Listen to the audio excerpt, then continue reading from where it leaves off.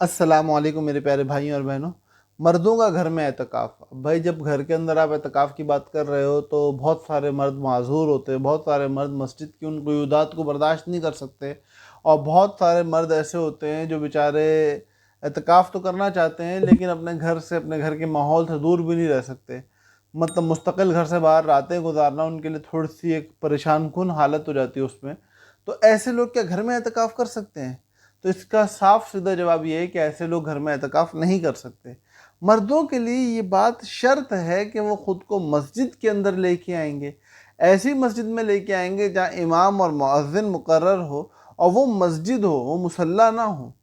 وہ آپ کا گھر نہ ہو، وہ مسجد ہو، اور اس مسجد کے اندر آ کے گھروں میں یا مسلوں میں اگر وہ اعتکاف کر رہے ہیں تو ان کا اعتکاف درست ہرگز ہرگز ہرگز نہیں ہوگا،